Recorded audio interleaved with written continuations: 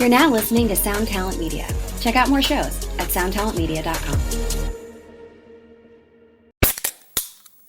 Hey, what's up, everyone? I'm Matt Migaki, the vocalist of Cryptopsy and the host of the Vox and Hops Metal Podcast, where I sit down with fellow metal musicians. We talk all about their lives and music while sharing killer craft beers. If you've ever wanted to sneak backstage and share a beer with one of your favorite musicians, well, Vox and Hops is the podcast for you. This week on the podcast, I dropped a killer episode with Johannes Ekström of Avatar. There is this episode and over 440 other ones to help you enjoy life, metal, and craft beer. So what are you waiting for? It's time to become a Vox and Hops head. Cheers! And we're back! We're back! Can you believe it? I know it's been a long time, folks, but things are finally starting to shape up over here in Tone Mob Land. We can get back to our regular scheduled programming in 2018, which is very exciting.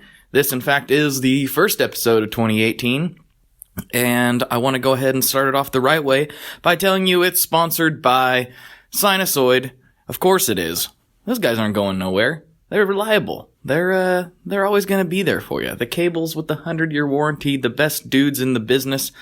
Sinusoid cables. Go to sinusoid.com and put together your dream cable and just feel that extra bit of joy every time you plug in. Sinusoidcables.com. Check them out. This episode is also brought to you by Adventure Audio. You know Christian, he's been a friend of the show. He's been in the community. We did the Demogorgon pedal last year now, that would be, because this is 2018. It's actually 2017 as I speak this, but we're getting close. We're getting dangerously close. So it's also brought to you by Adventure Audio. They're making some really cool pedals. They got all kinds of great stuff coming out in 2018. And, Christian, just a good dude with a good set of ears. So go check them out at adventurepedals.com.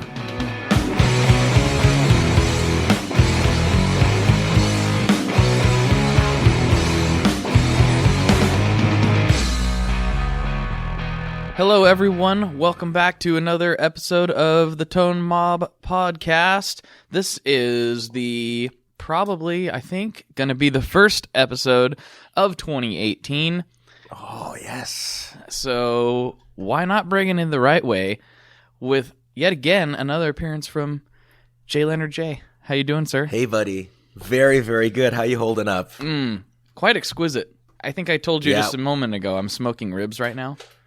Yeah, you're smoking ribs. I am actually very, very jealous of the fact that you're smoking ribs because I don't know how to smoke ribs. What do? You just put it in the thing and then you just let it smoke. It's a whole process. We would have to. And there's like wood. You have to put wood in it, and I don't know. It's a whole thing. It's a really wonderful, wonderful experience. It really is. Really? I know how to grill a steak. I could do that because it's just the meat on the thing, right? Yeah. Or I can make like rice. But me making rice is literally putting the rice in the machine that makes rice and then putting water. And then, do you put water or do you put chicken stock in your rice? I don't know when the last time I even ate rice. I did. I had some rice from a local Mexican place that was, really good. But I don't know how they make it. Couldn't tell you. Yeah, I don't know. So I've been shamed. Like people are telling me I've been making it with water. Everyone's like, "Oh, you got to make it with chicken stock." Anyway, it's a great way to start off the year talking about non-guitar stuff on your music podcast. Well, the thing is like on this show is people have probably figured out by now. Like I really like Guitar Gear. I really do. You love it. I think it's fantastic. I love it. My guests love it. The listeners love it. Everyone loves it. But there's another thing that I really like. Star Wars. Well, that is, but this is even more important to me than Star Wars. Okay. Food. I really like food. You're a foodie? I'm a foodie. Yeah. Do you take pictures of your food? I took pictures of my ribs on the grill. Does that count? Oh, see, that's a good idea. Yeah. I take pictures. I can't make I can't make anything nice enough to take a picture. I can make, it looks gross. It's like, have you ever looked at Martha Stewart's blog or Instagram and the food she takes pictures of, and it looks disgusting? Yeah, I have actually. Yeah, I'm like, Martha, come on. I know you did some hard time, but you're Martha Stewart. Oh, well, she's really good. But so this is the New Year's episode. Well, it's not the New Year's yet. We're right now. We're still in December, But you have New Year's. So do you have any like New Year's resolutions? No. Yeah, I mean, I do. I've said it in a few different places. Like people in various gear forums have been like, "What's your New Year's resolution?" Or New Gear's resolution is what a lot of people are saying. Oh, new gear. Yeah. Oh, so cute. Oh, you know New it. gears. What? Man, I got to go on some forums, man. Yeah, you got I to. got to learn these cool hip terms. Yeah, so a lot of people making their New Gear's resolution, like New what- Gear's. and that's like could be anything from like I want to get this kind of guitar this year, or I want to get rid of some stuff, or I want to, it could be whatever. So for me, So what are your New Gears? Yeah. I said this on the last Chasing Tone, which I don't know how that's going to drop in comparison to this one. But mine's kind of lame. And a lot of people are going to be like, what? Mine, so I finally got an actual power supply. Ooh. And I'm going to actually put together a for real legit pedal board instead of just a box of pedals that I bring to band practice and just throw on the floor with a one spot, which is what I've been doing for like 2 years. Because You've been using the one spot. I've used the one spot forever, but that's because I never play the same pedal rig. The same board. Yeah, it's never the same, and so it's like every time I play out in my room, I'm plugging into completely different stuff. So I like having an actual setup was like, oh, what's the point? Like, I'm just going to tear it all down anyway. Do people give you like the shaming, like, oh, well, the one spot you get more noise and it's more, you get to hear the and it's not as good as the isolated power supply. Do you get that a lot from people? Yeah, except that I'm like, well, how much noise you hear? So There's like, and I've noticed a very big difference in one spots. I have a couple different ones, and then and in some cheaper like whatevers. I have one particular one spot that's like super clean. It's weird. Really? Yeah. It's the magic one spot. Yeah. So there's more than one spot. There's many spots of clean signal. Yes. And I, you know what? Actually, ironically, I was so sold on one spot that when I went with the power supply, I ended up going with this the CS12. The one, yeah, okay. You just brand loyalty, man. You got to stick with what you know. I've heard nothing but good, and some guys that I know what they're talking about in the industry have recommended it too many times. So it's like it's like, well, okay, that's what I'm gonna go with, because like guys that are way smarter than me say it's good. So it's really good. I don't know. I have a bunch of different power supplies. I don't know how I ended up with so many. How do I collect these? But I have the Voodoo Labs one that everyone has. The Voodoo Labs. I have the 1 and the 2 because I don't mess around. And then I have the Strymon one. And I have the T-Rex Chameleon. I have actually both of the Strymon. You know how the Strymon has that really long, big one, and then those tiny little mini ones with like 5 inputs each. Right. And then you could like piggyback them. Actually, that's why I got the Strymon, just so I could piggyback, because I could have like 3 small boards, and then like, depending on the gig, I only need this part of the board or this part of the board, and then I could, for a big gig, I could just piggyback all these pedal boards together and just need one plug. So it's actually really useful to use the Strymon. The thing I like about the Voodoo Labs is it has that extra input in the back, like you can plug in something. So if you have a power supply that doesn't really match, or if you're the bass player in the band like needs an extra plug for his board because there's never power in the front for some reason, like they can use that, you know what I mean? Or the keyboard player always needs it. So that's really nice. And then the T-Rex one's pretty good. But I usually use actually, for all you secret people in my tone, that the T-Rex is the one I use for my demos, because I keep it hidden underneath the bench I use, and it kind of goes over the top. So if you're ever wondering what that sweet power tone coming from, it's actually a T-Rex Chameleon in the videos. There you go. But when I first started, pretty much from the year probably 2000 and I don't know, 8 till just when I started making videos. My board was the smallest thing, and it was powered by a one spot. And I used to get so much, and it was a wah pedal, my wah, which I kind of made. Well, I didn't make it. It was a I think it was a Tease, and then I just gutted it and got all the sweet spots I liked, and then hardwired it. Oh, I think I remember that story. Yeah. And then I had a what was it? Oh yeah, it was a Jordan Boss Tone. And then which I put in an actual enclosure. Oh, you did? Then, okay. Yeah, I did. Yep. And then I had it was either an EP booster was when the EP booster that went on there, and the carbon copy and a tuner, and I think that was my entire board for like 5 years. I didn't have anything on my board. It was really, really simple. Sounds like it covered a lot of ground, though. Oh, it does. It covered so much ground. And before I had the Boss Tone, I used a Proco Rat because that is actually one of my all-time favorite pedals. I love the Proco Rat. Who doesn't? I love really. It. It's so good. It's just and there's a lot of times where I'm playing. I have a whole collection of beautiful pedals, and every once in a while I'm just like, oh, that Proco Rat, and I always take it out. And sometimes when people look at my board, they kind of go like, man, like why are you using these pedals? Because I saw the video of you playing a way cooler version of this pedal. Why are you playing the old pedal? But I don't know. It's there's something about the original thing that I know where it sounds good and I know where it sounds bad, so I don't have to think about it. But yeah, all done by the one spot. I remember people used to always kind of go like, oh man, you got to get a real power supply because it's too noisy and stuff. But it's really, I don't know. The one spot, like the actual one spot itself. I have reasons and industry, people talking about some of the particulars behind that, but it's a good little unit. It really is. Oh yeah, I love it. It's great. People don't give it its due, in my opinion. Like, you gotta have. I'm like, well, okay, you do, but I would honestly, still, even having the One Spot Pro and knowing about all the other options, I would have absolutely no problems running like the dirt section of a pedal board off of a one spot, all daisy chained together. Oh yeah.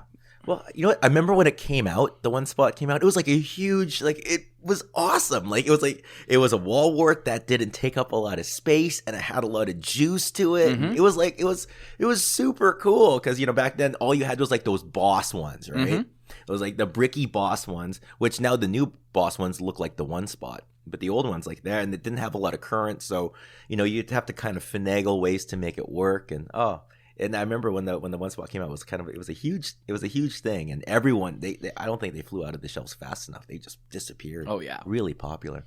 Yep. Oh man, but yeah, really really good stuff. That's my new Gears resolution though. So you're gonna build a board.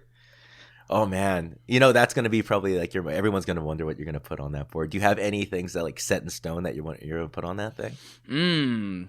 Yeah, I do have a couple things. It's gonna be a really interesting board, and I kind of rehashing what I did on Chasing Tone, but still, it's gonna be like a really cool mix of like kind of like nicer, more expensive stuff because I like that stuff. But there's also there's some budget gems that are going to be on there too. I got some the budget gems. I got some that were like 20, 15, between 15 and like $60 that I love that are going on that board.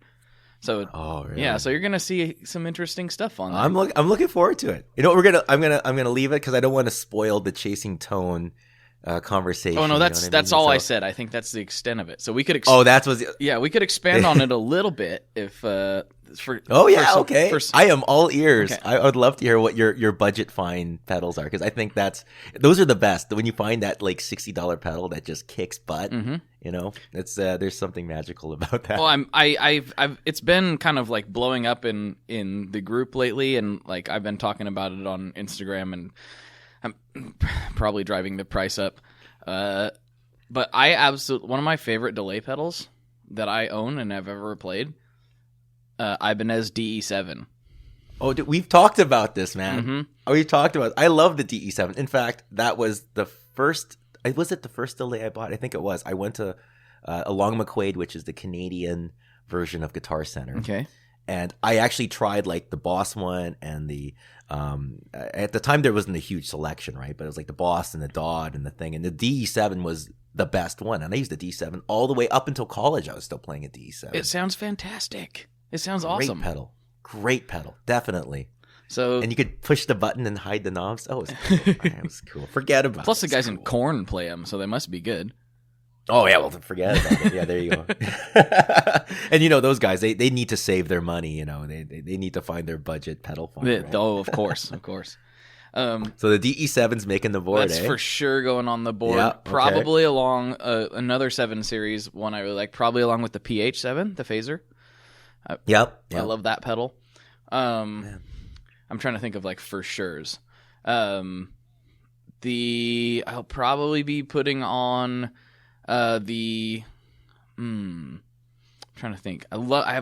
Everyone knows I'm addicted to fuzz, but I'm also addicted to reverb. Yes. I have a lot of really nice sounding reverbs that I like. That's going to be a tough one to pare down. I still have to decide on a couple different reverb options. There's a few that are contenders, but really, yeah, I'll probably have a couple different ones of those on there. It's really, it's been really hard for me to find a really good digital reverb. There's a certain quality to reverb that is kind of hard to I don't know, recreate with an IR. Well, I guess like if you're looking for a plate kind of sounding reverb, that's a little easier. But like a spring reverb is really hard. I've been having a little bit of trouble finding the perfect digital spring reverb. The Catlin Bread Topanga is pretty good. Topanga, Yep. yeah. I have that one. That's pretty good. Yep, that's pretty nice. My favorite one is kind of an unsung hero. I have a lot of favorites from Mr. Black, but I try not to hype too much because like I have like close relationships with Jack, and so. Okay. But I really do legit think he makes some of the best sounding digital effects in the game. Yep. But it's like I talk to him all the time, and so I'm trying to like, I don't hate to be that guy who's always shilling Mr. Black, but I really do love his stuff. The Deluxe Plus has a great sounding spring in it. It's a spring and a trem in one pedal. Really? Yeah. Oh, that's so cool. I like an actual like a blackface amp kind of thing. That's the whole idea behind it. Is trying to recreate cool. that sound. There was this one pedal that had that because I'm really like into that kind of thing. But sometimes like having a separate foot switch for the trem and the reverb would be nice. Does it have a separate foot switch or is it one? So that's where it turns on. That's where it gets confusing. The one I have is the original Deluxe Plus, which is one foot switch, and it turns and you can have them independently, but you'd have to reach down and turn turn on turn the knob down. But he came up. Let's see if I can get this straight. Because he got crazy with the names here. He did the deluxe plus, which is what you're looking for. That's got the 2 foot deluxe switches. Oh, see, that's cool. Oh, that would be neat. And it would be really neat if someone made one of those pedals and they made it like in the enclosure of like those old like the Fender foot switch from the Blackface amps. Oh, that would be so rad. Wouldn't that be awesome? Yes. That'd be cool. Hey, so all you boutique makers out there, pay attention. That would be really awesome. We would really appreciate that. That would be so cool. I would be all about that. Actually, I will say there is one digital reverb that I really, really like. A spring reverb. Mm-hmm. And I don't know why I didn't buy it, and I hate myself for not buying it because I remember following it. It's the Sub-Decay Spring Theory. Mm-hmm. Have you heard of that pedal? Yeah. So far, we're talking about nothing but Portland guitar companies or pedal companies. Isn't that awesome? Yeah. No bias for us. Yeah. No. Yeah. I don't have any bias whatsoever. Yeah. None. No bias. But no, I love that. Actually, Sub-Decay is one of those like diamond in the rough. I like almost anything that comes out of that company. Like it's and no one really talks about them as they're not as like mainstream as some of the other things. But gosh, I love the way he tunes.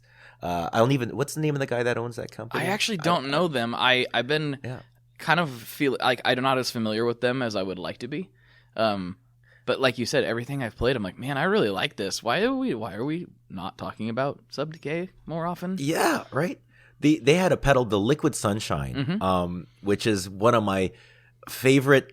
It's like a colored boost. I'm not a big clean boost guy where it's exactly the same tone, only louder. I like my boost to have a color, a flavor to it, right? Right. And he makes the Liquid Sunshine and it's specifically he had this orange one.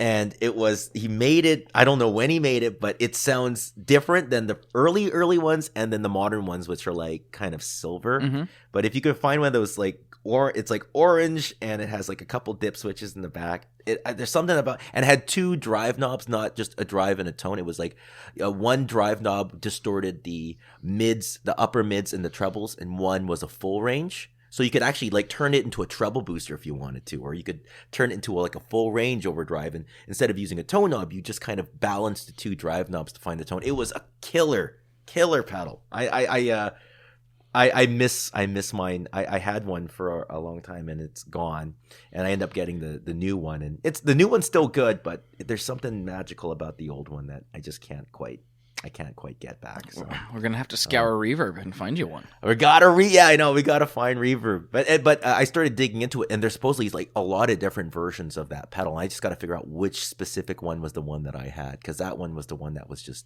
dynamite. Dynamite. Yeah, it was delicious. Yeah. You know what you need to do.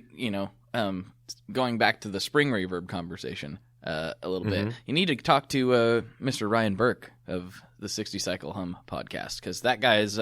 He's on his lifelong mission is like finding. He's in a surf band, so like finding a good spring in a pedal is like his that's his forte. So. He's if you're looking for a good pedal spring, you gotta talk to that guy. That's the guy I gotta talk to. Well, I gotta make a friend down there. Yeah, he's probably tried them all at this point.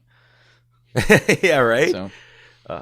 Or you could just get a real spring reverb, like a Fender or a Benson unit, and just go for it. I got one this year. I got a. Oh, you got it? You did it? I got a real spring. Not a Fender or a Benson. But I got a Premier reverberation. Oh wow! Look at you. It's from. Let me look at it just a second. Yeah, it's the Premier 90 reverb, and it's I don't remember exactly when it was made. Sometime I think in the 60s in New York City, and.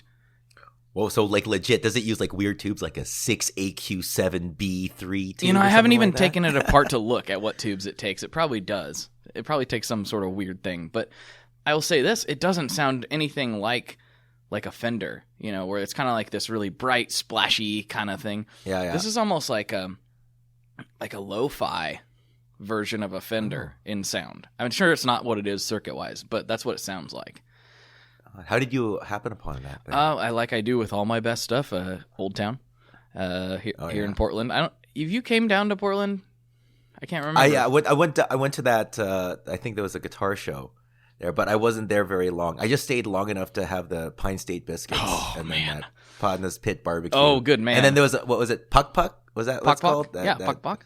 That dynamite. Yum yum yum! Man, it was awesome. You hit all of the classics, man. I went like foodie in Portland. That's what I did. So I didn't go to any guitar. I went to the guitar show and met everybody, but we weren't there long enough to kind of do the guitar tour, which is too bad actually. Yeah, but the food tour is just as important. Oh yeah, totally. Oh, you hit some real gems. Like those are 3 of my favorites. Oh yeah, man. Oh, it's that Pine State biscuits. We went like 3 times. Did you get the Reggie Deluxe?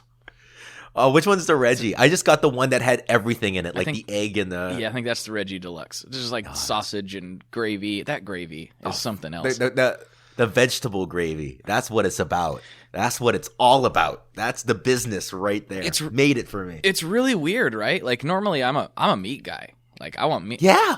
That mushroom gravy is. Oh, it's edible Christmas. That's what it is. It's edible Christmas. I was like, I'll try it. It can't be better than your sausage. Oh my, this is something else. Like out of this world. Out of this world. I don't know what it is. I don't know what it's in there. I'm pretty sure it's probably cocaine. There's probably cocaine in it, and I'm okay with that because as long as it tastes like that, I'm going to keep coming back. That's right. I got to get my fix. I got to get my fix. You got to get your fix, man. Got to get your fix. Got to have that gravy. But when it comes to gear, was it Gear Resolutions? No, new gears. Yeah, new gears resolutions. Yeah. I got to make. Speaking of, you're making a pedal board. I'm actually gonna make my TalkBox amplifier. That's what I got to do because I play a lot of TalkBox. Do you really? And yeah, I do. I love the TalkBox. I love the talk box, and and it's a thing of mine. Maybe it's because I'm a failed keyboard player, and I listen to too much Zapp and Roger. I don't know what it is, but really like the talk box. But the thing is, my talk box rig it's so much because I have a board, and then I have the actual talk box because I don't, and then I have my amplifier for the talk box, and then it's a whole thing. So I have to bring all these different pieces, all these different power supplies. So what I have is an old cabinet for like a Tweed Champ style amp. And what I'm going to do is and it's been sitting there for months because this has been my goal for months, but I'm actually just going to get my talk box mounted into it. And then all the pedals and all the stuff that I use for my talk box all inside that one unit. And then where the grill is, there's going to be a little hole for the tube. So I could just walk in with this little amp, stick my tube into it, and then there's my talk box like that. There you just go.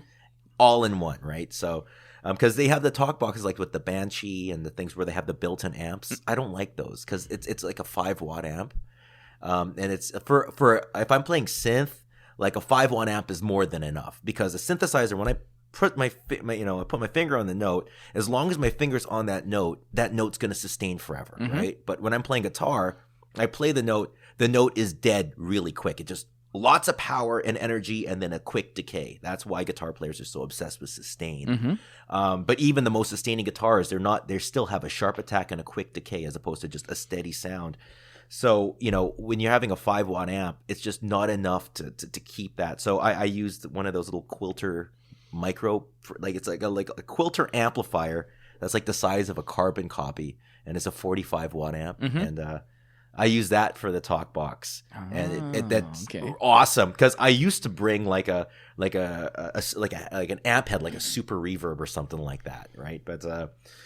But having this tiny little unit, I can just stick it in this thing, and then I have a couple pedals to help with the sustain and help with the sound, and but just getting it all in this tiny little box. Oh my god, it'd be so great. I tell you, because I hate it. Like I think about more than half of my setup time is just setting up my silly talk box for shows. So do you what kind of pedals are you using along with the talk box specific stuff? I'm assuming a compressor or something. Yeah. Well, there's a couple things that I do. I have a couple different talk box kind of sounds that I play with, right? But pretty much I kind of go against rules. Like Keeley, Robert Keeley. By the way, he used to make Peter Frampton's talk box. And I think once a year I kind of go like, hey, do you have any more of those talkbox drivers that I could use for? Because I use the Jim Dunlop one, which is it's great, but come on, Robert Keeley putting it in a talkbox, come on, like that's just a recipe for perfect, right? Of course. So I've been trying to get him, and his thing is put a big, really powerful amp into it and keep it clean, right? And that's how you get that Peter Frampton sound. It has a very kind of like, that do you feel like I do kind of thing. Whereas me, that's not my sound. I like the more like the California love, that kind of like, or the beginning of 24 Karat Magic where it actually sounds like someone really talking, and you need something with long decay. So one thing that really works is the Origin Effects slide rig. Oh, okay, yeah, that's a really nice thing. That really keeps things really smooth. It kills, because what you want to do is you want to kill the sharp attack. You want to even it out and make that note last and stay at an even volume for as long as possible, right? So that really helps smooth things out. Another thing that really helps, I'm giving away all my talk boxes.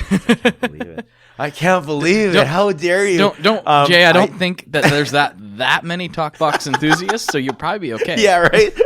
You'll be all right. But yeah, I did a Christmas thing for my YouTube page where I did this Christmas. I used a talk box. That one was a really simple setup. I just used the Quilter amp right into the talk box, and just to go for a Peter Frampton sound. Right. But yeah, my normal talk box sounds. Yeah, I'll use a compressor. Another thing, really great unit that really helps is the good old solid Big Muff Pi. Yeah, that helps tremendously, because what it does is it turns it kind of like into a square wave. I think a square wave synthesizer into a talk box is the sound, and I think with the Big Muff, not the Russian ones. The Russian ones, they're too a little too smooth for what you're shooting for. Yeah. Go for like a triangle or a ram's head, something like that. That I find that works better with a guitar into a talk box, and that's it. Just what it does, sustain and play with your thumb. Don't play with the pick.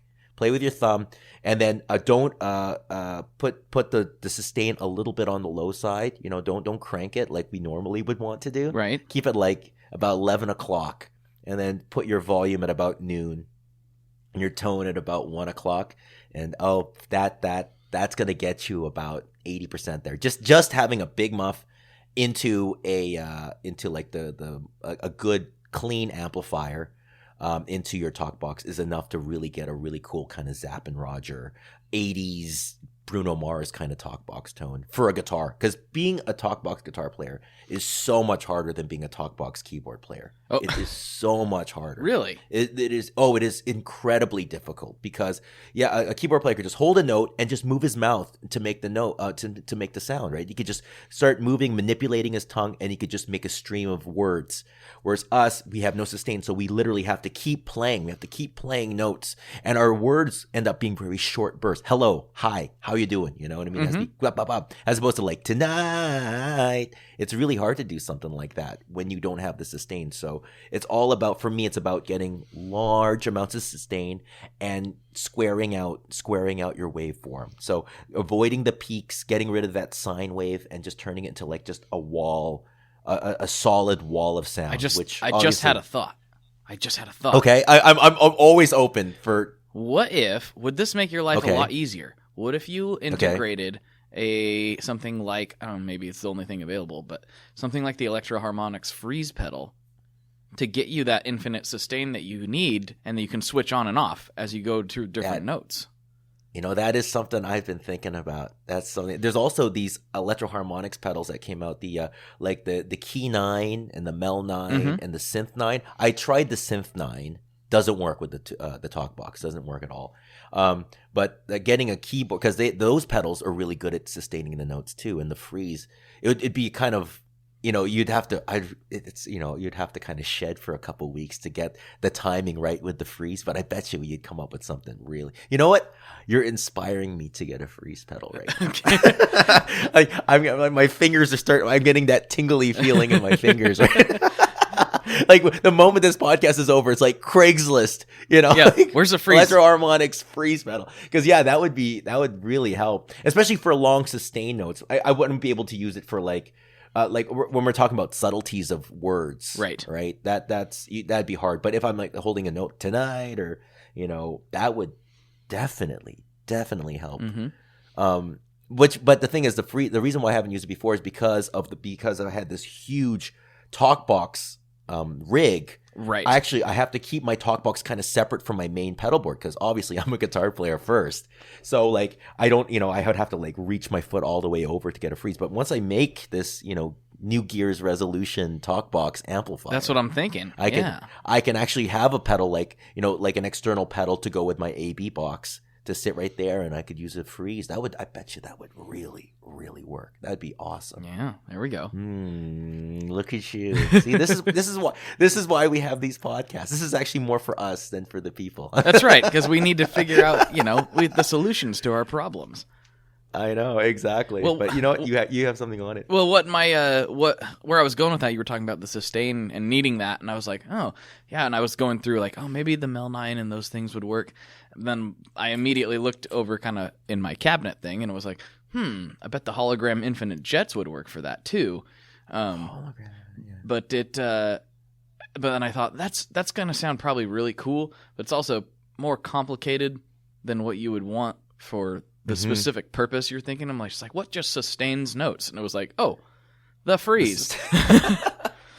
You know what? There's one thing I like, because really, all I really want, the way to get a good tone is just to make your guitar sound like a square wave synthesizer, right? That's really what it comes to. And I've looked, there is no pedal. No one makes a pedal that makes a guitar just sound like a square wave synth. Maybe it's because of, John Bonamassa told us that we have to make guitars sound like guitars. I don't know what that is. Right? But I just want something to make it sound like a square wave synth. And there is a pedal, the Boss one, the Boss S, this SYN something that just came out. But that does more than that. It does like all kinds of synth sounds. So I was thinking, and then you're at the point like, is getting just a, you're going to spend $600 on a Boss pedal. just to use the most basic of synth sounds possible, which is just a square, or a triangle wave. Well, that's why I was thinking about the Infinite Jets, is because that is it's they call it what do they call it? A re-synthesizer. That's what they call it as a pedal, and you can definitely get those square wave synth sounds out of it. But it's not cheap, and it's fairly complicated. But man, is it fun! It's so fun. Yeah. See, maybe I should start looking into that. It's cheaper than the Boss. How much is the Boss one? I don't know. The Boss, was it the Synth 300 or something like that? Something like that. I don't know how much it is, but the Infinite Jets it's expensive too. But man, it's so cool. So it's really cool. Mm-hmm. Maybe I'll just steal yours and see if it works. If you want to borrow it, you can borrow it. No, I didn't say borrow. I said steal. I think. Oh. No, but yeah, I should check it out because it's so funny because I always have these. It's really interesting. You always have these ideas because, as I said, as a guy that tries to do talk box in a non-guitar talk box way, right? It's funny, you do a lot of work and you go in there and you think it's going to work, but then it doesn't work, and it's definitely like an ongoing project because, yeah, it's I don't know, it's a very tricky instrument. It's a completely different skill set. Just like just forming words is already hard enough, let alone just getting the tone right.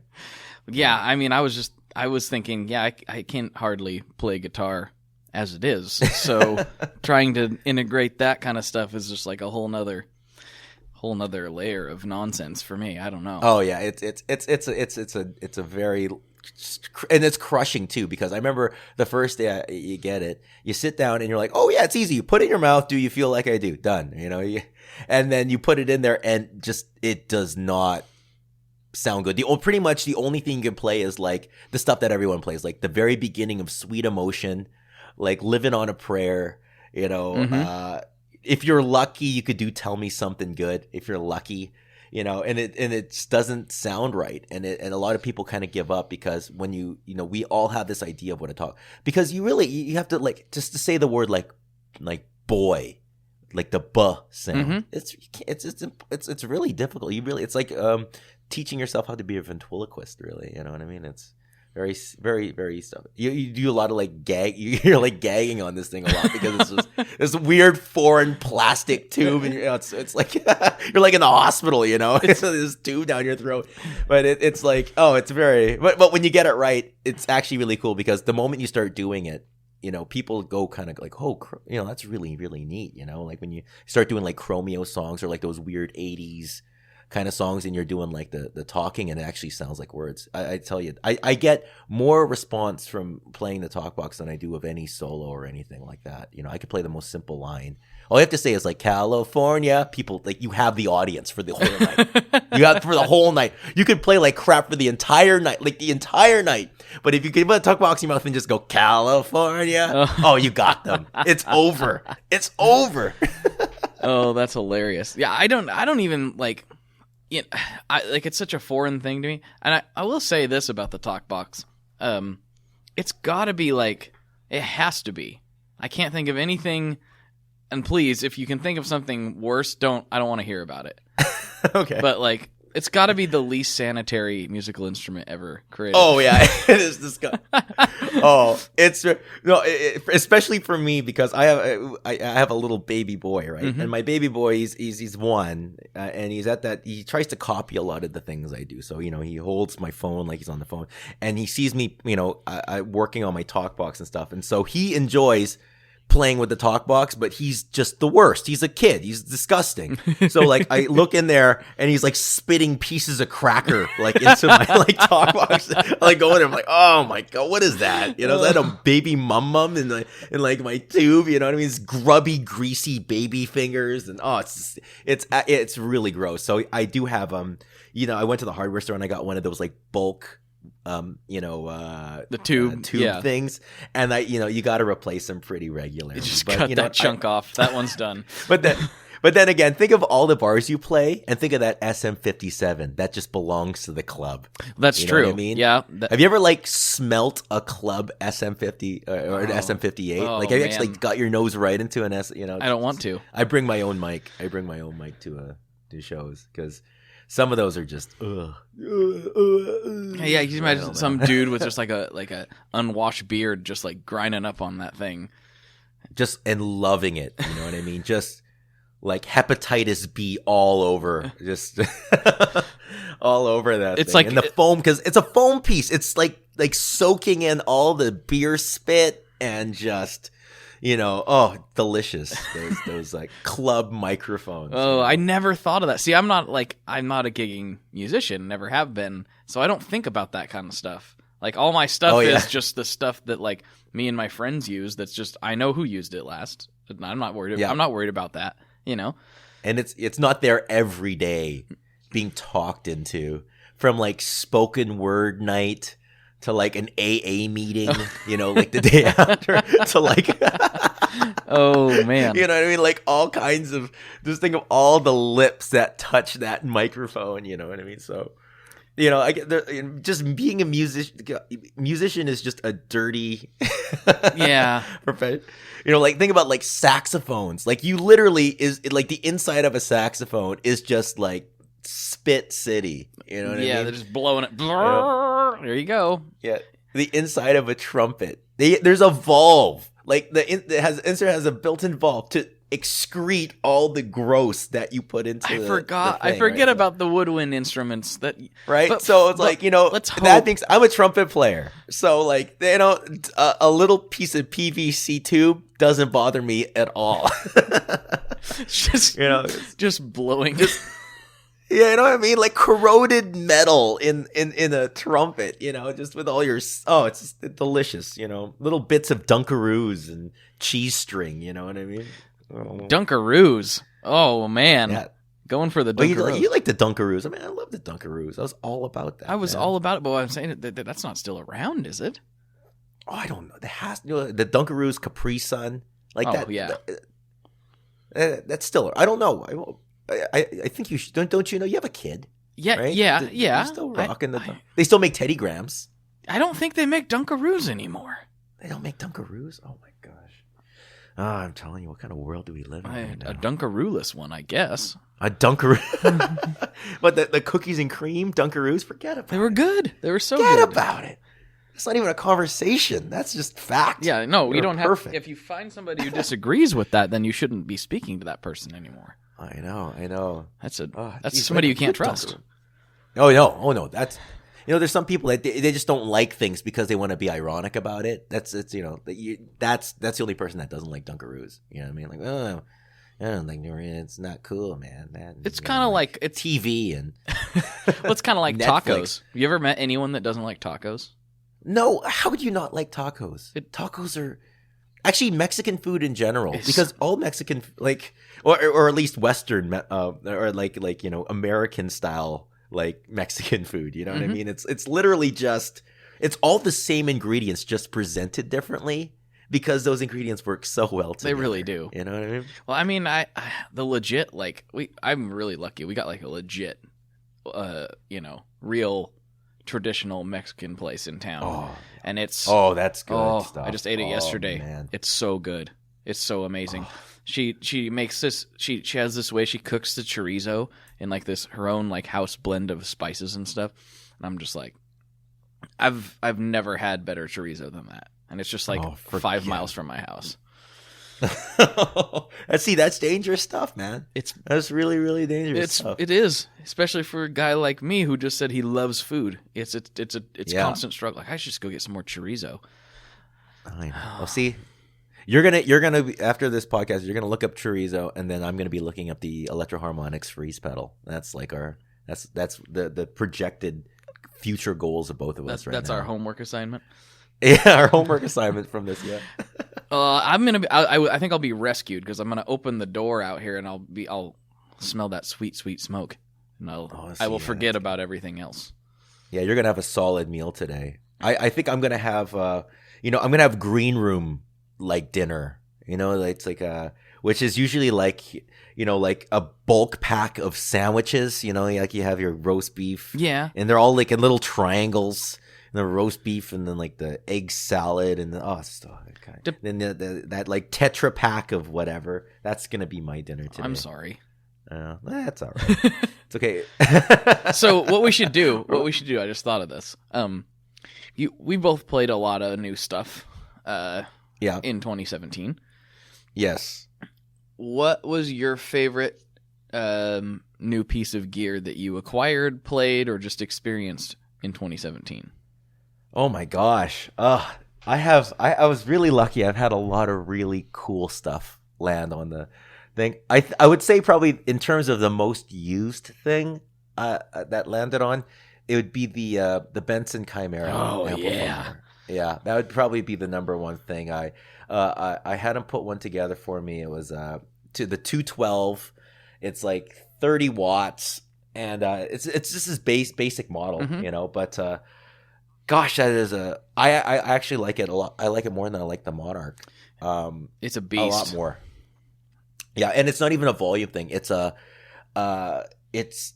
tightness in the bass frequencies. You know what I mean? Like in the low mids, it really holds together really, really well. So I can just pedals. It takes the pedals so well. I don't have to worry about it flapping out on me. Yes. And he voices them there's a very unique voice to them.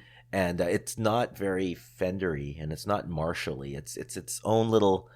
It's like a tight Supro. That's kind of what I think. Like a Supro without the woof. Exactly. That's That's how I try to describe it too. It's got that breakup characteristic that's nice, but it doesn't flap around and.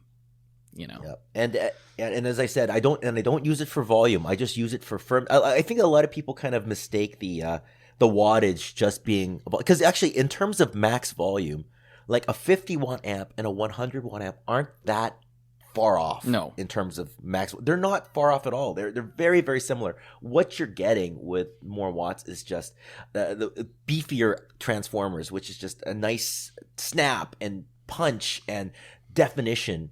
And, as much as it's great to have like a saggy tone, which is great for a lot of things, blues musicians love it. And, a lot of punk musicians like it. But having that firm response, if you want to, there's a thing where you actually feel or you can hear the snap of a wound string. You know what I mean? Just really feel it crisp and just, it's And that amp really, really does it really well. And one thing is you can do is you can, with the one I have, I don't know if you can say that with all the Chimeras, but you can take out two of the tubes, like either the outside tubes or the inside tubes.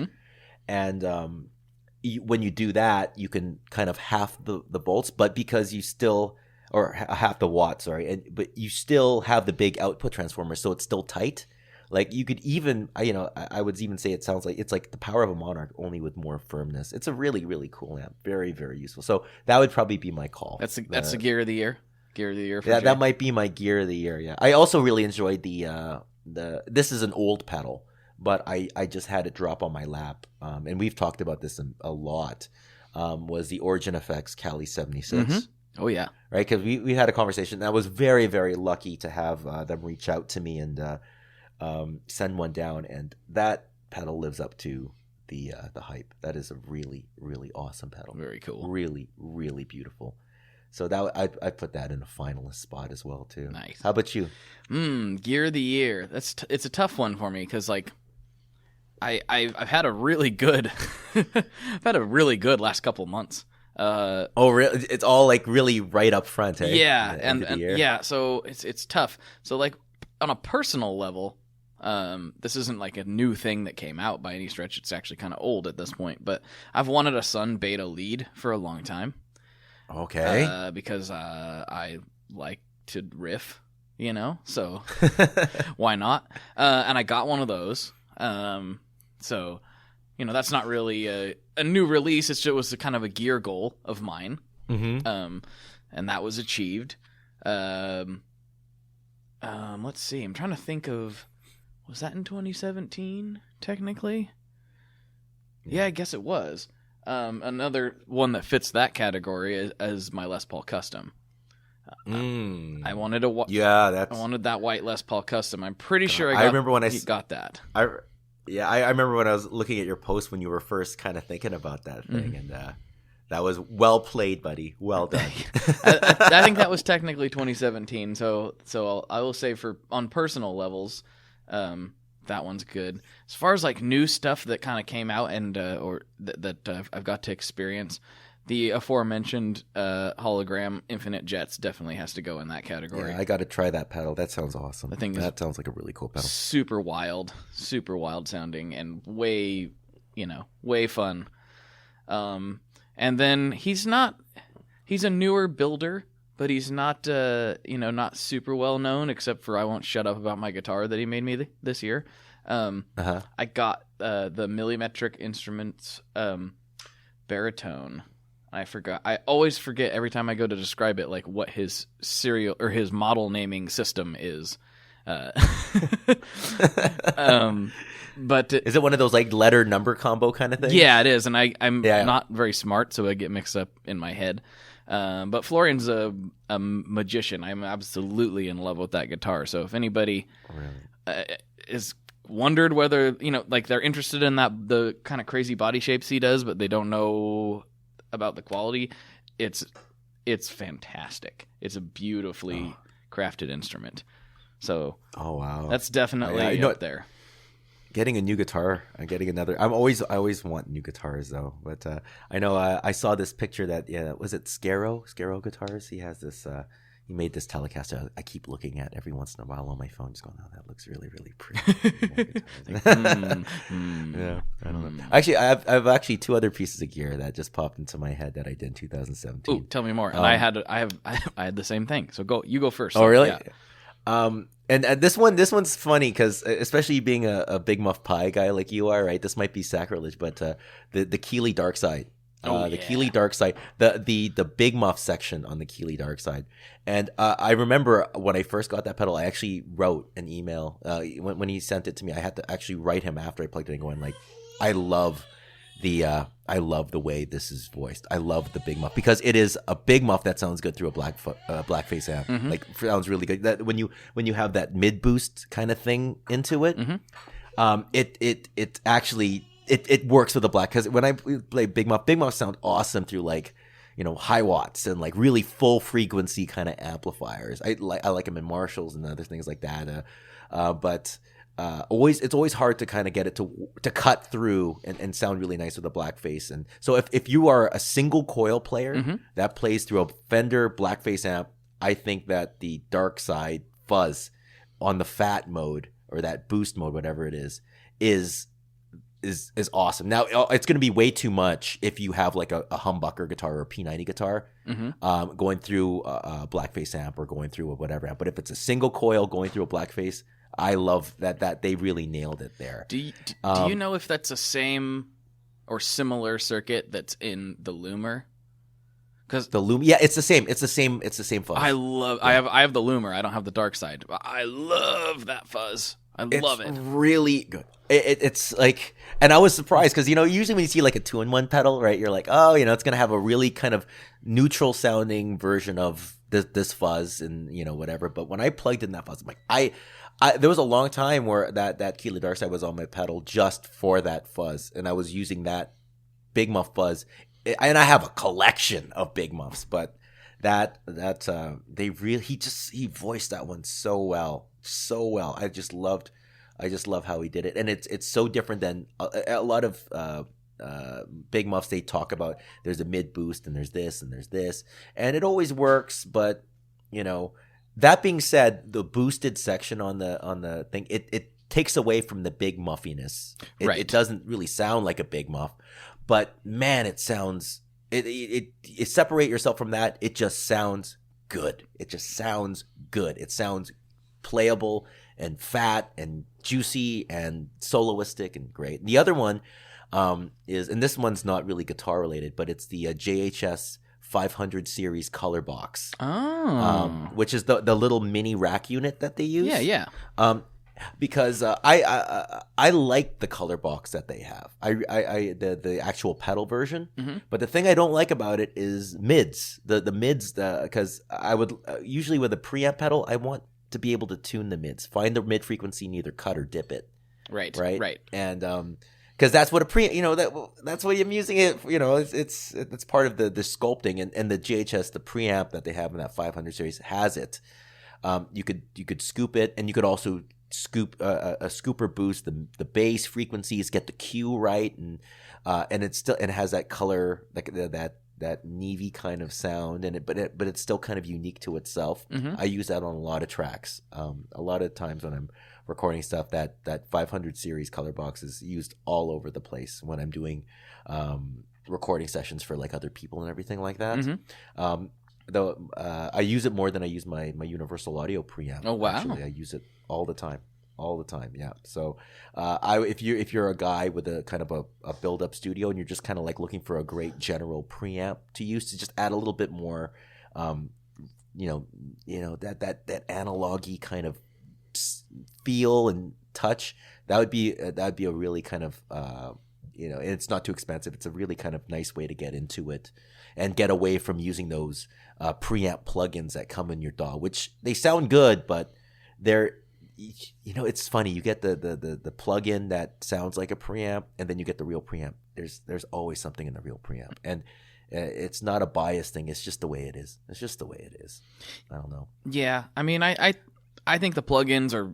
I know I don't have just a ton of experience, but in my opinion, the plugins that are available are really, really good. They're really good, yeah. but you just get that extra something with the good external hardware, unit. Exactly, and it's just it's also what you're going for. If you're going for modern sound, then keep it clean. You don't just because it sounds old doesn't mean it's better. It's a certain sound, and if you want to get that sound, it's easier to get it with the real thing than try to get it with a piece of software, right? Mm-hmm. But I'm okay with both. I use both all the time, obviously, but there's something nice about that 500 series preamp, and it's not that expensive, so that's something I'll vouch for. Well, there you go, and that's funny because that out of that whole 500 series launch they did, I was like, some of it was like really cool, but not all of it made sense to me as a studio, 500 series piece of Mm-hmm. gear. But that would like the color box was like, well, of course. Like, yeah, it was a no-brainer. Like that should be definitely a fun. Oh yeah. So I haven't heard anybody talk about that with the hands-on experience yet. So that's it just kind of happened and it disappeared. I think it's because they're going into a whole new direction, and a lot of guitar players aren't really, they don't really deal with the recording side of things as much, right? Like especially with something like a 500 series. That means if you're doing that means you already have a lunchbox, which means that you already have your studio set up for that. So like there's a lot of prerequisites. So I understand why a lot of those 500 series kind of, but from my point of view, I really like it. I think it's killer. Sweet. And what were those other ones that you were thinking of? So here again, I'm like, oh, my bias is showing. Are we talking about more Portland companies? Yeah. One of my favorite things that I can't stop playing with, especially in stereo, is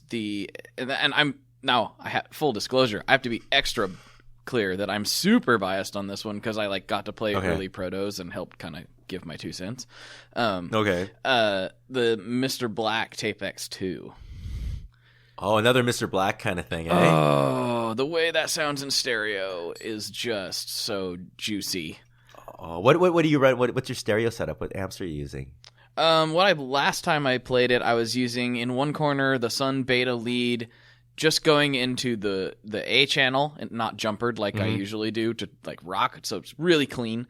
And that's running into its own I got the 2x12 combo, and then another old Sun 2x12 cab. So it's like I got this like mini stack. Well, it's not. It actually looks pretty big, but it's like 2x12s basically.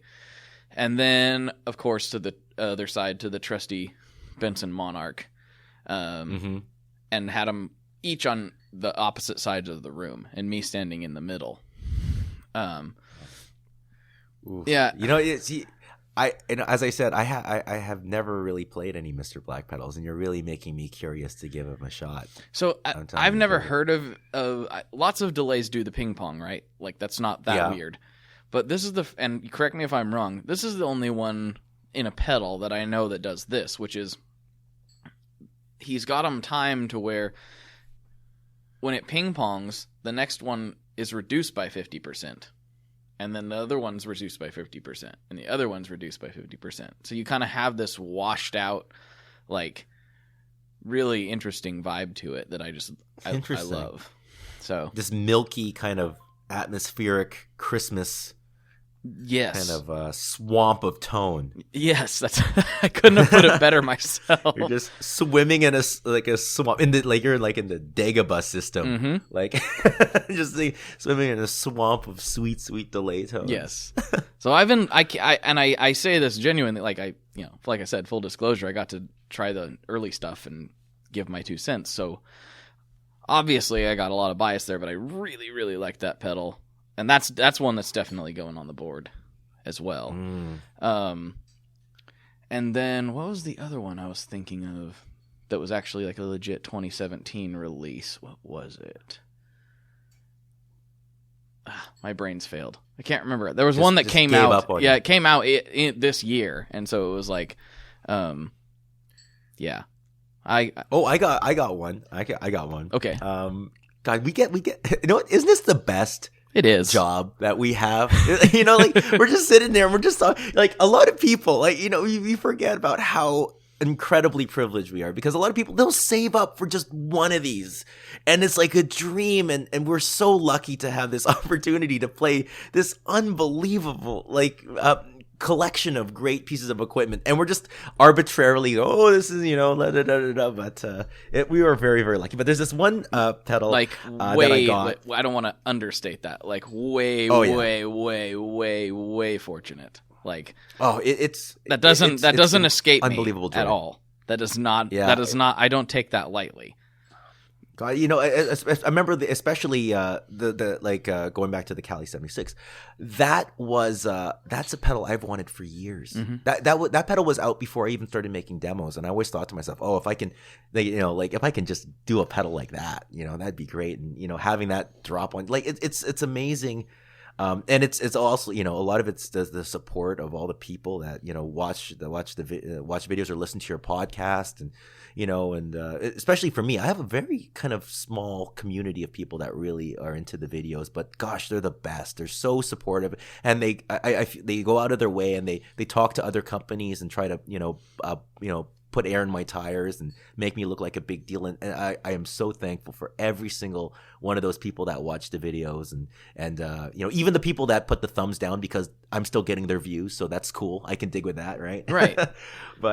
But anyway, this pedal I was thinking about was it's actually one that I actually researched my own and I bought with my own money. I can't believe what kind of person I am. But it's the good kind. The good kind. Yeah, the good kind, the real person. Yeah. So you can tell there's no bias on this one. This is just legitimately me talking about a cool pedal. It's called the Tone Dexter. Have you ever heard of that? No, thing? Tell me more. Okay, it is a red pedal. This is really actually kind of cool. Okay. It is it's an acoustic guitar pedal. So it's for people with if you have like a piezo pickup, every time you have like a piezo pickup on your acoustic guitar, it sounds like a piezo pickup. You could put a piezo pickup in a Martin, you could put it in a Taylor, you could put it in a Larrivee, you could put it in whatever you want. It's still going to sound like a piezo pickup. LR bags. What this thing does is you plug your guitar into it, right? And you get like a nice condenser mic, like a small diaphragm, any condenser mic you have in your studio, like a KSM or something like that, or a Neumann or whatever small diaphragm. And you pretty much set up your miking technique like you would if you were in the studio. Okay. And then you play your guitar. You play your guitar into this Tone Dexter. And what the Tone Dexter does is it listens to the microphone, like what your microphone setup, and it listens to your pickup. And then what it does is it creates like an IR. And it imposes the sound of that microphone to your piezo pickup, so it's voiced specifically for your guitar. And and it's not just an EQ thing; it's also like the phase. It's also the thing. It decays the same way. So before you know it, your piezo pickup, when you play it, it sounds like, or quite close to, if you were just playing the guitar into a microphone. It's really, really neat way of doing it. So that way you can get any cheap pickup, just put it in your guitar. You don't have, because acoustic guitar pickups are so expensive to get a good one.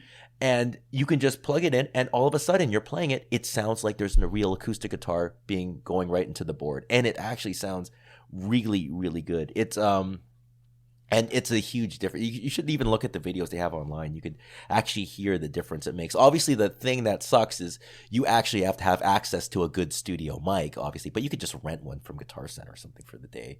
And then, make sure it's mic. And you kind of have to play with the placement to get the exact tone you want. And then, put it in, and all of a sudden you have your acoustic tone through your crummy piezo pickup. It is fantastic. That really, is, really cool piece of gear. Wow, that is fascinating. I've never heard of that before. Who makes that? Yeah, and it's I don't know. I just know. Let me see here. It's just called the Tone Dexter. Let me see here. But it's not, as I said, it's not 100% perfect. But gosh, Audio Sprockets makes it. Okay. It's not 100% perfect. But if you just watch the videos, and you could actually hear it. The sound slowly morph from the piezo sound to the microphone sound. Once it gets to the microphone sound, you're like, oh, wow. Like, cool. And, when it started because I started playing with this bluegrass band. You could do this thing with mandolins and banjos and everything too. It's not just guitars. But I started playing with this bluegrass band, and I have a great pickup in my Martin. I have a 0018, and I use the, I think it's called the Lyric or the Anthem by L.R. Baggs. It's the one that has the piezo and the microphone. Okay. And that was really, really good. I really like using that, but I also have to use a couple other guitars, and the other guitars don't have that nice pickup, so I started using that thing, and it changes everything. And now when I listen to playbacks, it's like, wow, that you don't realize how good it sounds until you actually hear the playback, and like, wow, it actually sounds like my guitar. It actually, it sounds like your guitar. Very, very cool. And it's not like the I think Fishman makes a thing where they put like the sound of a thing, right. They have an IR, and you can blend it into your sound. That sounds good too, but when you do it this way, it's actually your instrument. And there's something else too, the way it decays, the note decays, the way the harmonics within the note. They really found it's pretty close. It's really, really wonderful. Good piece of the equipment. That's fascinating. I love that, because I've noticed that. I'm like, this plug. I got to plug in. That sounds like garbage now. Like, I don't play acoustic hardly ever, but that's part of the reason. So yeah, exactly. Because when you play, you plug in your piezo pick, you're like, ooh, and then you're like on the EQ, and you're trying to cut out all the honk, and you're cutting this, and then it just sounds. It still doesn't sound. It just sounds like a plugged-in acoustic guitar. It never sounds like an acoustic guitar. Mm-hmm. So what mic do you like to use to try to capture that? Oh god, well, what did I use for the? I think I used the KSM 137. I think. Mm-hmm. Was that the Shure mic? Right? Yeah, that's right. I used the KSM 137 because it's just it's a pencil mic. A lot of people use it for overheads, right? For drum sets. That's kind of what's popular. But I think it sounds. It has like a nice kind of if you want to get 70s about it, kind of has like a James Taylor-y kind of thing going on with Mm-hmm. it. So those work really well. A lot of people like the C1000, but who makes the C1000? I forget. But that's a cool mic, but I like the 137. That sounds really, really nice. I do like small capsule condensers as opposed to like large or a small diaphragm as opposed to large diaphragm condensers on acoustics. I don't know why. I think it just captures the high end a little bit better. Mm-hmm. And I don't need a big boomy low end when I'm miking a guitar, pretty much because once I start playing with a stand-up bass player, all those frequencies go away anyway. So really, you want to focus on the frequencies that the audience actually is going to hear. And I feel like you can get that with those little small diaphragm mm-hmm. mics. So yeah. Well, that's a really good point, and that's something that I've kind of harped on before. Is like, don't get me wrong. I love how a big muff sounds with all its scooped mids and glory, but like it goes away sometimes, and it's not going to work. You gotta find your frequency range and try to slice through that, and that might sound not very good by itself. Yeah, well, I did a video on mids, I think, a while back about it was called "Cutting Mids is Actually Good for Your Tone," And I talk about all the different kinds of mids, because a lot of, mids is kind of like a buzzword, right? Like, oh yeah, you need more mids. Oh, you need less mids. But the thing is, a mids, it ranges from 200 hertz all the way to like 4K or 2K hertz. That's a huge range. And It's a really big range. All right. And there's good parts of it. There's bad parts. There's mid-range frequencies. And a lot of people don't realize that actually by cutting certain mid frequencies, you actually bring more attention to other mid frequencies, and that helps your tone cut through in a way too, right? Mm-hmm. Like you get rid of those honky, 300, 400 hertz mids. You get rid of those. Oh nope, there's my baby. He just woke up. You get rid of those, then all of a sudden you can hear those 2K mids a lot better. You turn up the volume on your amp, you hear more of the 2K, which sticks right in your face. All of a sudden, I'm cutting through the mix. So there's something to be said about that too. But and also like having mids, it also depends on what band you are in, because Big Muff Pies are awesome, especially if you're like in a power trio. You know what I mean? Like Jack, the reason why Big Muffs work so great for like the White Stripes and the Black Keys is there is no bass player in those bands, so you can really just own the entire frequency range. You could just take over, and a Big Muff Pie is just the king of just owning a band. You can just use a Big Muff and no one even needs a bass player anymore, right? Yeah, because you're just you have that covered. Yeah, whereas like you're playing in like a 9-piece band with horns and 2 keyboard players and blah blah blah, you use a Big Muff Pie, well, you're not going to be heard because you're just going to get lost. That's why if you listen to like the Isley Brothers, the Big Muff Pie tone in the Isley Brothers is that like the tone of a Big Muff Pie with like the tone all the way up when it's like super thin and super bright, and like bees. It sounds like a bunch of bees, because that's the way you have to set it if you want to cut through in a band that big, right? Mm-hmm. So very interesting. It is interesting stuff. The math of music. Yeah, and that's just with me, like not doing much recording. Like I did a decent amount of recording, but I wasn't the guy at the desk. I was just the dummy, the dummy in the studio that says, "I need more fuzz." So like, I don't know. Like I kind of know how the frequency ranges work, but like, I don't know what 300 hertz sounds like. You know what I mean? Yeah. Like I don't know what that. I know that that's in the mid range and it's kind of on the lower end of the mid range, but I don't know. Like you could play that note for me, and I'd be like, okay. Yeah, I don't know. Well, you should watch that video. Actually, that I was actually really happy with the way that came out. It might kind of actually. I'm pretty sure I did, and I'm pretty sure that I found it fascinating because that all sounds really familiar now. I think I watched it when it first came out. Oh yeah, it was like that came out like 6 months ago or something. It's an older video, but that was one I was really happy with because. Yeah, I don't know, because the word mids has really kind of become a buzzword over the years, right? Mm-hmm. But very interesting stuff. Very interesting stuff. But yeah, KSM 137. To answer your question, KSM 137. Yeah, KSM 137 is what I use for my acoustic guitars. But don't get me wrong. A producer I play with a lot named Jamie Coos. He actually mics my guitar with a U87, and it sounds killer when he uses that Neumann mic. So that's a large sound for him. So that's completely against what I originally said, but hey, whatever. It really so the rules are always being broken. But live guitar, I don't know, live acoustic, I like to keep pencil condensers are kind of nice. There you go. Not super pencily, but yeah. Nice. Well, we've clocked over that hour mark just wow. a bit. It doesn't feel that way, does it? You and I feel like we could literally record like a 12-hour podcast. Yeah. People would be lined up to listen to that one, wouldn't they? Oh man, they'd just that's just what people look for. It's Blake and Jay rambling for 12 hours. 12 hours, wow. That'd be intense. But I could do it. Yeah. I can handle it. Oh yeah, I'm totally in. We should garner interest in that. We could probably get it sponsored by something. Like Timex presents 12 hours of the Tone Mob. 12 hours with the Tone Mob podcast. Yeah, exactly. How long do you think before we stray away like completely from the subject of guitars and like start talking about like metaphysical realities and things like that? Oh, see that's when it gets deep. Yeah. Well, all we need to do is start talking about like, like really atmospheric reverb pedals, and before you know, we're talking about our place in the universe and in the cosmos. Yeah, it's like they're all just lizard people anyway, right? We do divert to food quite a bit, though. That is a theme.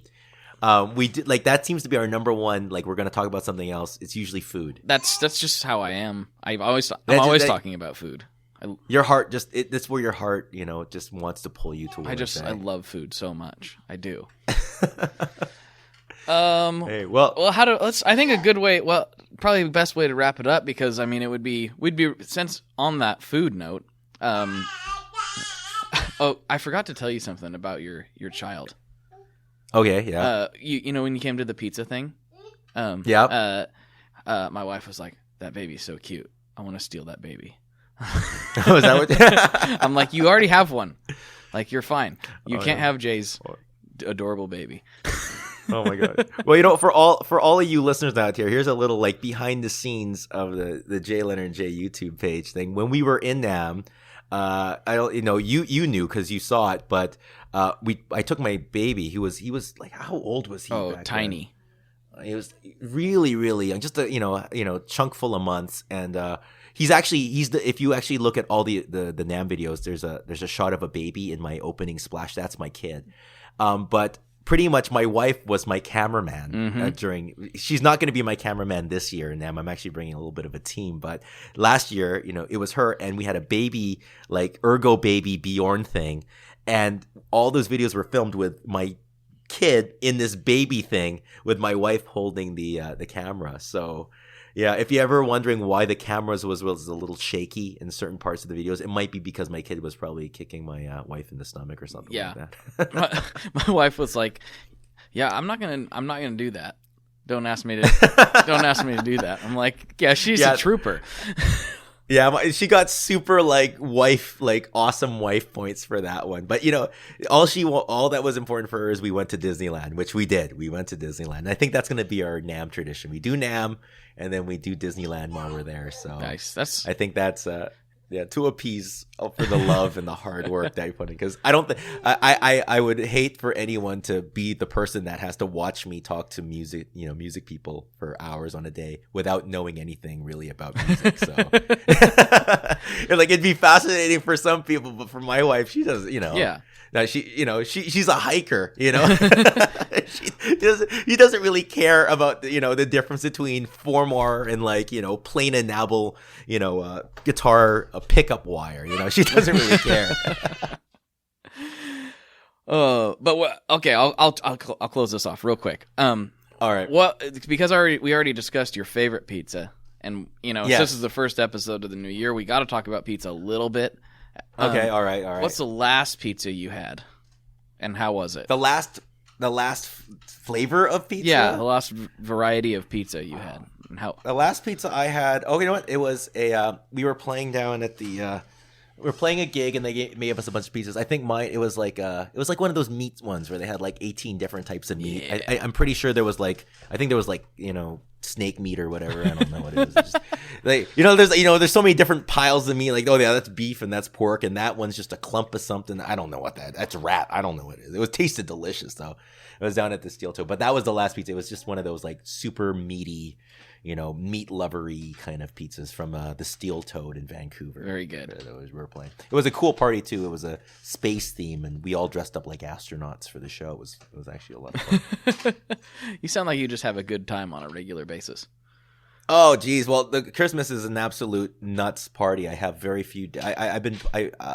When the holidays come, I pretty much play every night for probably about a month and a half. Wow. It might be 1 or 2 shows. I think I had about 3 days off, I think, since I've been back. And I spent the first part of the month in Mexico, and then we went to the prairies, like Manitoba, like the Canadian prairies, and then Vancouver for the last. And just almost every day. So in Christmas, I eat a lot of like Christmas party food because I play at a lot of Christmas parties. So like the roast beef, right. and all that stuff, and then we do all like big, all the big companies, they have like those huge corporate parties with these elaborate themes. We're usually the big party band for that. So right now there's tonight where I'm actually, after this, I'm heading down to the Commodore Ballroom, which is one of the big venues in Vancouver, and we're going to be doing a big ugly sweater Christmas party there. So it never ends, man. Never ends. Nice. Well, hope you take yourself a nice, relaxing break.